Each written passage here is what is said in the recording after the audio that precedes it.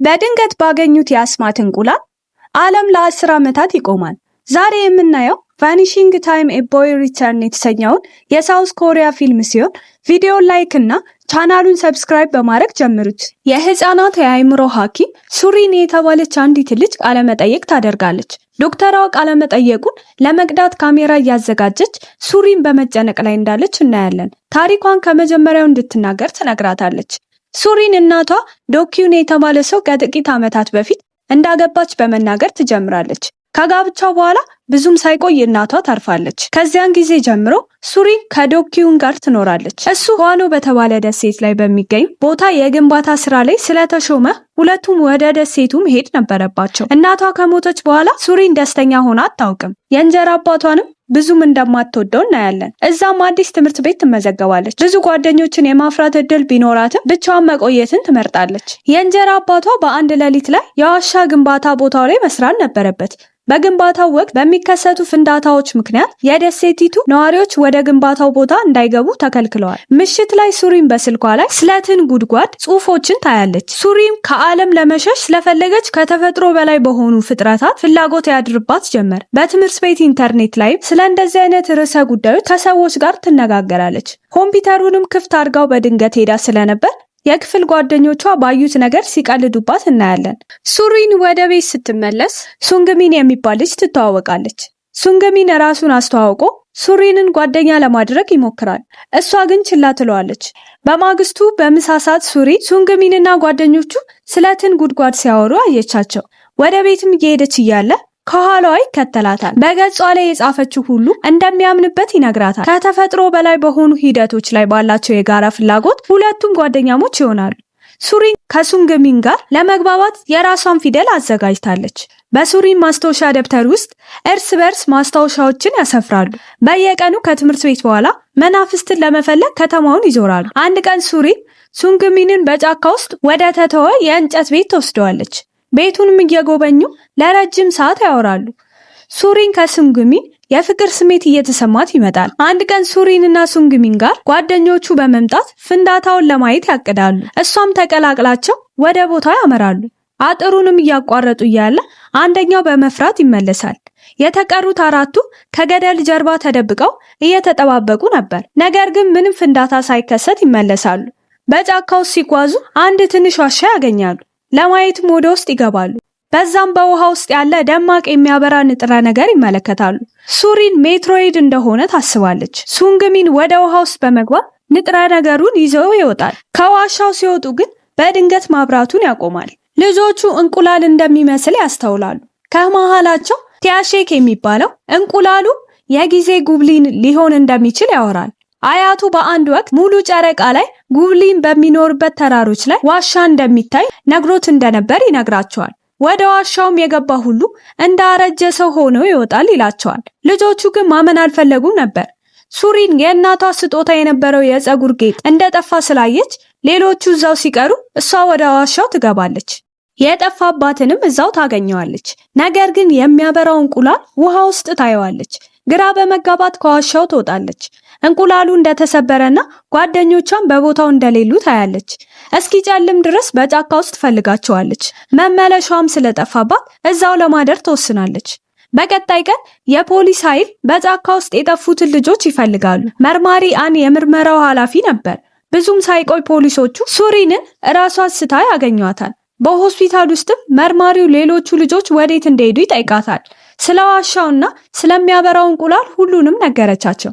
መርማሪዎቹ ግን የተናገረችውን ነገር ሊያምኑ አልቻሉም። ወደ ዋሻው ወሰደቻቸው። ነገር ግን ዋሻው በቦታው አልነበረም። ከዛም መርማሪው ከከተማ 20 ኪሎ ሜትር ርቆ በሚገኝ የባህር ዳርቻ ላይ ከጠፉት ልጆች የአንዱ የጄኦ ካስክሬን ከመሬት በታች እንደተገኘ ይሰማል። የሞተበትም ምክንያት የአስም በሽታ እንደሆነ ይነገራል። አንድ ሰው ከመሬት በታች እንደቀበረውና እንደተጠለፉ መላምቶችን ያስቀምጣሉ። ሳምንታትም አለፉ። የተቀሩት 2 ልጆች አልተገኙም። ካለ ሱንግሚን ሱሪን ወደ ቀድሞ ማንነቷ ተመልሳለች። እንደ ሁሉም ሰው እሷም ግራ ተጋብታለች። እውነቱንም ስትናገር ማንም አያምናትም ነበር። አንድ ቀን ከቤቷ ውጪ ድምጽ ሰማች። ወጥታም ስታጣራ አንድ ሰው ወደ ጫካው ሲሮጥ ታያለች። ከኋላውም በመሮጥ ትከተለዋለች። ከሮጠች ከጥቂት ደቂቃዎች በኋላ ይደክማትና ታርፋለች። ሰውየውም በመቆም ወደ እሷ ይመጣል። ሱሪን በመደንገጥ ትሸሻለች።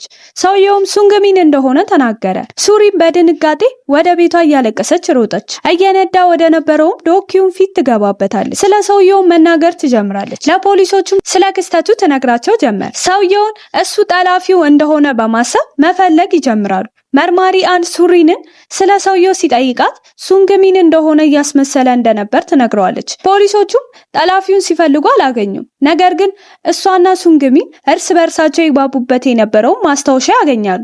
ስትመለከተውም በሱንግሚን ጽሑፍ ስለሞሉ ትገረማለች። የኮድ ቋንቋቸውን በመጠቀም የፀጉር ጌጧን ለመውሰድ ወደ ዋሻው ከገባች በኋላ ስለተከሰተው ነገር ሁሉ ጽፏል። ልጆቹ በእንቁላል ውስጥ ስላለው ነገር ለማወቅ ስለጓጉ ሱንግሚን ሱሪንን ሳይጠብቁ መሬት ላይ ሰብሮት ነበር። ነገር ግን ባዶ መሆኑን ይመለከታሉ። ሱሪን ስለቆየች ሱንግሚን ለማየት ወደ ዋሻው ይገባል። ነገር ግን በቆመችበት ደርቃ ነበር። ሊያናግራትና ሊያንቀሳቅሳት ሞከረ፣ ግን ምላሽ አልሰጠችውም። አንድ የውሃ ጠብታ በአየር ላይ ሲንሳፈፍ አስተዋለ። ከዋሻውም ወጥቶ ወደ ላይ ሲመለከት ወፎቹም ደርቀው ነበር። ልጆቹ ወደ ከተማው ተመልሰው ቤተሰቦቻቸውን ጨምሮ ሁሉም ሰው ባለበት ደርቆ ይመለከታሉ። ከሶስቱ ልጆች በስተቀር ሁሉም ነገር እንደቆመ ሲያስተውሉ የፈለጉትን ማድረግ እንደሚችሉ ገባቸው። የሚወዱትን ይበላሉ፣ ይጠጣሉ፣ በፈለጉት ጊዜ ይተኛሉ እና ቀኑን ሙሉ ይጫወታሉ። ከአንድ ወር በኋላ ተሰላችተው በምድር ላይ መንቀሳቀስ የሚችሉ ብቸኛ ሰዎች መሆናቸውን ለማየት ከደሴቱ ለቀው ወደ ሌላ ከተማ ለመሄድ ወሰኑ። ሆኖም የውሃው ባህር እንኳን መፍሰሱን በማቆሙ እቅዳቸው ሳይሰራ ይቀራል። ወደ አሁኑም ጊዜ ስንመለስ ሱሪን በጫካ ውስጥ ያገኘችው ሰው ሱንግሚን መሆኑን በማስታወሻው ላይ ተጽፏል። ማንበቧን አቁማ ፖሊሶቹን በማስቆም ጠላፊው እንደሆነ በማሰብ ስለሚያስሩት በጫካ ውስጥ ማንንም እንዳላየች ተዋሻለች። ፖሊሶቹም ያምኗታል። ማንበቧንም ቀጥላ ከብዙ ወራት በኋላ የገበያ ማዕከል በድንኳን ውስጥ መኖር ይጀምራሉ። የጂዮክ ጤና ቀን በቀን እየተባባሰ ይሄዳል። ምክንያቱም ደግሞ አስም ስለነበረበትና የመተንፈሻ መሳሪያው መስራት ስላቆመ ነበር። አንድ ምሽት ላይ ጂዮክ መተንፈስ አቁሞ በጓደኞቹ ፊት ይሞታል። ጓደኞቹም በጣም በማዘን የጓደኛቸውን አስክሬን በአቅራቢያ ወደሚገኝ የባህር ዳርቻ ላይ ከመሬት በታች ይቀብሩታል። ከሞተም በኋላ የጂዮክ አስክሬን እንደ ሌሎቹ ይቆማል። 5 ዓመታትም አለፉ። ነገር ግን ዓለም አሁንም ተመሳሳይ ነበረች። ልጆቹም ማደግ ጀመሩ። ለብዙ ዓመታት ተገለው ቢኖሩም አንድ ቀን ዓለም ወደ ቀድሞ ሁኔታዋ እንደምትመለስ ተስፋ ያደርጋሉ። ሱንግሚን 20 ዓመት ሲሞላቸው ጊዜው እንደሚለወጥ ያምናል። ያ ቀንም ሲመጣ ሀብታም ለመሆን ከእያንዳንዱ ሰው ትንሽ ገንዘብ ይሰርቃሉ። ቀስ በቀስ ተስፋ ማጣት ይጀምራሉ። በጫካ ውስጥ ባለው የእንጨት ቤት ውስጥ መኖር ይጀምራሉ። አንድ ቀን ሱንግሚን በኃይል ይጮሃል። ታይሼክም እየተመለከተው ስለነበር ተስፋውን ሁሉ ያጣል። ከጥቂት ቀናት በኋላ ሱንግሚን የጨረቃ ቅርጽ እየተለወጠ መሆኑን ያስተውላል። ይህም ማለት ዓለም እንደገና ልትጀምር ነው ማለት ነበር። ታይሼክንም ሲፈልገው የትም ሊያገኘው አልቻለም ነበር። በመጨረሻ ግን የደሴቱ ገደል ጋር ሲደርስ የታይሼክ ልብስ መሬት ላይ ያገኛል። ጓደኛውም ወደ ባህሩ ዘሎ ነበር። ሱንግሚን ወደ ባህሩ ይገባል። ድንገት ሱንግሚን ከወደቀበት ሲነቃ ዓለም እንደገና ጀምራ ነበር። ሱሪን አንብባ ከጨረሰች በኋላ ወደ እንጨት ቤቱ ትሄዳለች። እዛም ታገኘውና ታሪኩን ለዓለም ለመናገር ይወስናሉ። ነገር ግን ማን እንደሚያምናቸው እርግጠኛ አልነበሩ። ይህ በእንዲህ እንዳለ የሲሲቲቪ ቀረጻ ሱንግሚን ጫካ ውስጥ እንዳለ ይዘግባል። ፖሊሶችም ይሄን ሲያዩ ጠላፊው እሱ እንደሆነ ያምናሉ። ማታ ላይ ሱንግሚን ወደ ሱሪን ክፍል ራሱን ነፃ ለማድረግ ይሄዳል። ለረጅም ጊዜ ብቻውን ስለኖረ በጣም ፈርቶ ነበር። የታይሼክ ወላጆች ለልጃቸው መጥፋት ዶኪዩንን ይወነጅላሉ። በቦታው የተከሰተው ፍንዳታ ልጃቸውን እንደገደለው ያምናሉ። ሱሪን ለእንጀራ አባቷ ለመከላከል ታሪኮችን ትፈጥራለች። በቀጣይ ቀን ሱሪንና ሱንግሚን ወዳደገበት ማደጎ ቤት ይሄዳሉ። ሱሪን ሁሉንም ነገር ለኃላፊዋ ነግራት ሱንግሚንን እየጠራችው እያለ በአባቷ ተጎትታ ትወሰዳለች። ሱንግሚን ወደ ውስጥ በመግባት በልጅነቱ ያደርግ የነበረውን ሁሉ ይነግራታል። ሴትዮዋን በጣም ደነገጠች። ዶኪዩን ሱሪንን ክፍል ውስጥ ይቆልፍባታል። ነገር ግን ሱንግሚን በጀርባ በኩል በመግባት ያስመልጣታል። ቀጥሎ ምን ማድረግ እንዳለባቸው ይነጋገራሉ። ሱሪን በዋሻ ውስጥ ሁለተኛ እንቁላል እንዳየች ታስታውሳለች። እንቁላሉንም ተጠቅመው ሱንግሚን ንጹህ እንደሆነ ለማሳየት ትልቅ ሆና እንድትመጣ ሐሳብ ታቀርባለች። ሱንግሚን የብቸኝነት ህይወት ምን ያህል ከባድ እንደሆነ ስለሚያውቅ ሐሳቧን ውድቅ ያደርግባታል። ዶኪዩን ሴት ልጁ እንደጠፋች ያውቅና የእሷንና የሱንግሚንን ፎቶ በስልኳ ካገኘ በኋላ ወደ እንጨት ቤቱ ይሄዳል። ወደዛም ሲሄድ ሱንግሚንን በማጥቃት ሱሪንን ለመውሰድ ይሞክራል። ሱንግሚን ያስጥላትና ከቦታው ያመልጣሉ። በቀጣይ ቀን ፖሊስ የእንጨት ቤቱን ይመረምራል። ጠላፊው ሱሪንን ሱንግሚን እንደሆነ እንድታምን በማድረግ እያታለላት እንደሆነ ያምናሉ። የሱሪንን መጥፋት በዜና ስለተዘገበ በቀላሉ ያገኟቸዋል። ሱንግሚንን ለማዳን እራሷን አሳልፋ ትሰጣል። ከመሄዱም በፊት በዋሻው ጋር እንዲገናኙ ትነግረዋለች። መርማሪ አን ጠላፊው የዋሻት እንደሆነ ይነግራታል። እሷ ግን ማመን አልፈለገችም። ወደ መጸዳጃ ቤትም መሄድ እንደምትፈልግ ተናግራ ከቦታው ታመልጣለች። የሚያበራውንም እንቁላል አውጥታ ለሱንግሚን ሰጠችው። ነገር ግን እንድትጠቀምበት ስላልፈለገ ሊመልስላት ፍቃደኛ አልሆነም። ራሱን አሳልፎ ሊሰጥና ለጓደኞቹም ሞት ራሱን ተጠያቂ ያደርጋል።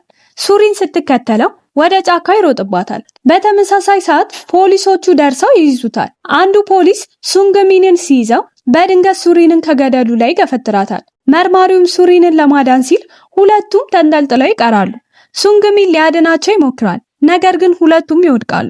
እነሱን ለማዳን ሱንግሚን እንቁላሉን ሰብሮ ጊዜውን ያቆመዋል። ሱሪን ከጥቂት ሰከንዶች በኋላ ስትነቃ ከመርማሪው ጋር በባህር ዳርቻ ላይ ራሷን ስታ ታገኘዋለች። ሱንግሚን ያደረገውን ነገር ተገነዘበች።